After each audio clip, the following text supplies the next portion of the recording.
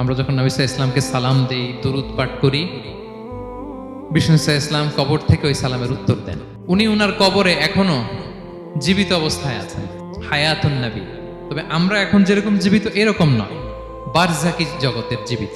তিনি ইন্তেকাল করেছেন, মৃত্যুবরণ করেছেন, তিনি বারজাকি জগতে চলে গিয়েছেন, কিন্তু সেই জগতে তিনি জীবিত। আল্লাহ তাআলা ওনার রূহটাকে ফিরিয়ে দেন। সাহাবারা বললেন, ইয়া রাসূলুল্লাহ, কিভাবে আপনি উত্তর দেন? আপনার দেহ মাটি খেয়ে ফেলবে না? রাসূল সাল্লাল্লাহু আলাইহি ওয়াসাল্লাম বললেন, ইন্নাল্লাহ তাবারাকা ওয়া তাআলা হাররামা আলাল আরদি আজসাদাল আম্বিয়া।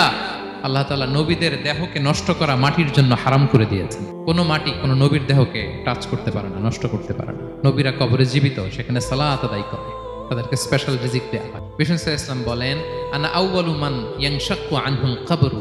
কিয়ামতের দিন ময়দানে মাহশারে, হাশরের ময়দানে সর্বপ্রথম আমি কবর ফুঁড়ে উপরে উঠে দাঁড়াবো। এবং হাশরের ময়দানে উনি কোথায় দাঁড়াবেন? ওনার জন্য একটা স্পেশাল জায়গা থাকবে, জায়গাটার নাম হচ্ছে মাকামে মাহমুদ।